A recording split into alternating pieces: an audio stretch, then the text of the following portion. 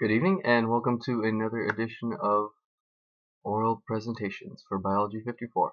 Today we'll be talking about the adverse effects of plastics on human health and development, and I will be your guide. My name is Amritpal Singh. Where do plastics come from? Well, natural plastics can come from plants. Cellulose and cellophane are two easy ones that can be extracted. Cellophane is used for food wrapping and stuff. Trees can produce resin and latex and rubber, which are used for a lot of industrial things, and latex for a lot of medical examination gloves. Animals can produce casein and formaldehyde, which on their own are not that useful as plastics, but can be combined onto other plastics and be made very useful.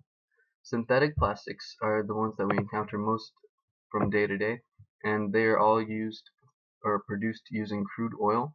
It accounts for 4% of all crude oil, which might not seem significant, but we are nearing around 100,000 gallons of crude oil processed a day.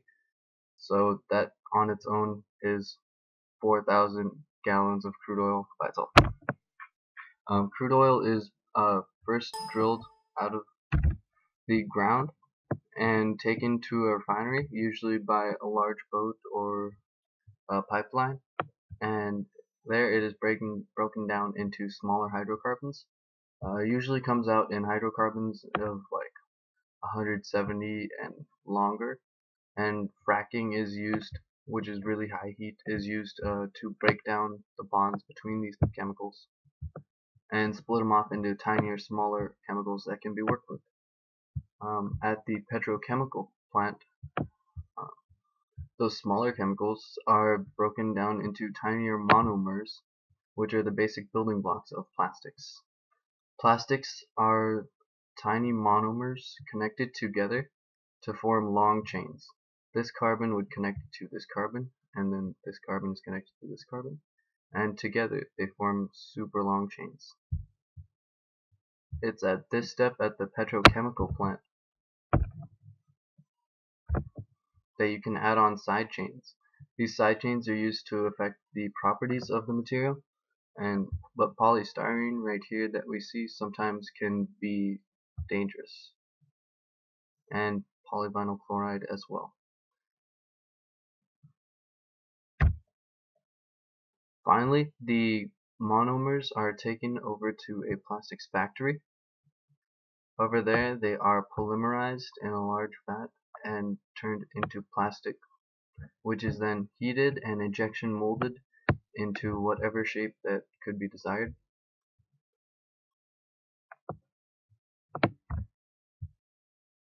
There's a number of different plastics depending on what kind of side groups and what kind of solvents you use.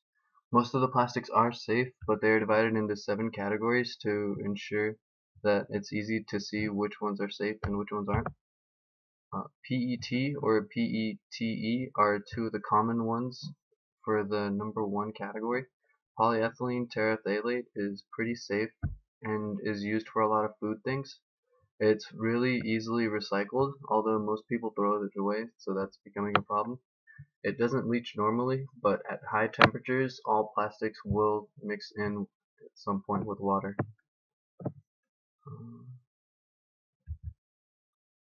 The second plastic that you see is the number 2, is also a very common one, HDPE, high density polyethylene. It is a simple C with a C and 2 H's on each one. It's a very simple polymer, and it's safe for food use. It doesn't disrupt any hormones or anything. It's not known to cause any cancers, and it also can be recycled. It's mostly used in garbage liners, cosmetics, and milk and dairy products. PVC is the first harmful plastic that we see. It's the number 3 plastic. Polyvinyl chlorides and fluorides are used to make plastics more flexible, but they can be leached into liquids. These kind of materials are often mixed together with BPA to modify the properties of the plastic, and the National Institute of Health has deemed both of these products to be carcinogenic. So avoid 3. 4 is another safe one, low density polyethylene.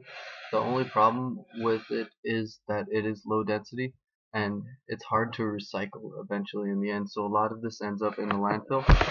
Because it's low density, the amount of dirt and other contaminants that it picks up along the way make the recycling process take too long and cost too much. So often these end up being thrown away. But other than that, they are completely safe. Polypropylene is used a lot in the fast food industry. They make the hard plastic cups and the hard plastic containers that you see a lot. It's safe for food use, but it is hazardous to produce. Other than that, it can be recycled, but is often thrown away.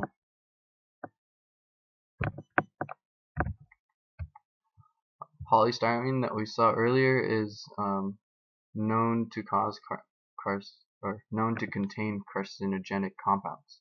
It's used for insulation and sometimes hard plastics. It's those foam containers that we always get takeout food in. It's a really fluffed up form of plastic and it's unrecyclable. So that's very bad.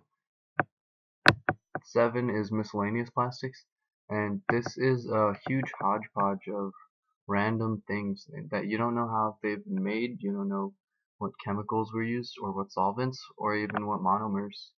The number 7 can be put on most any plastic, and often the problem with these plastics is that they contain BPA.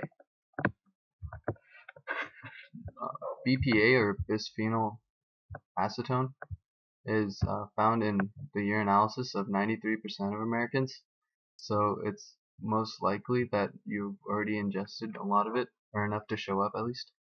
It's made with two relatively cheap compounds, phenol and acetone, and they're combined in a catalytic reaction to form a polymer, which can then be combined into long chains. It's easy to make in large batches because there's a reaction that, as a product, produces a solution of phenol and acetone, and you can use that reaction as a precursor and make large batches of BPA for cheap. It crosses into infants and children, which is a big problem. A while back there was a problem with having BPA inside the milk bottles for infants, the formula bottles and stuff, and pacifiers and chewing toys. Most any plastic that they needed to produce a lot of. It can be crossing to the baby from the mother, either through the milk while breastfeeding or directly to the fetus while the baby is still in the womb through the umbilical cord. So it's really dangerous for kids. It's linked to a number of problems already. Hormone imbalances. In boys, it can cause lower testosterone levels and lower sperm count and motility later in life. And in girls, it's causing a surge of estrogen levels, which leads to a second problem, is behavioral problems, because anytime you mess with hormones and developing children, you're going to end up with behavior problems. And it's also linked to multiple cancer types. A majority of them are reproductive cancers and prostate cancers and brain cancers.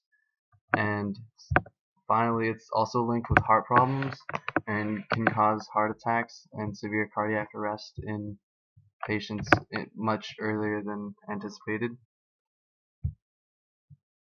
So what can we do about it?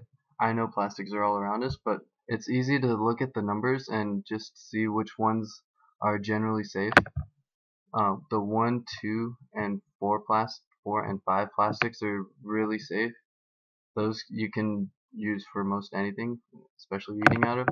But it's still best to avoid high temperatures because with any plastic, it can leach into foods, oils, and water relatively easily with a lot of heat.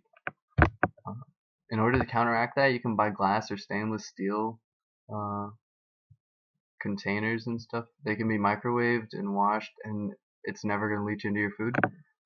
Also avoid drinking soda and canned drinks because the liner on the inside of them for sanitation reasons and to prevent the metal from corroding, that liner is made out of a plastic and that uses BPA.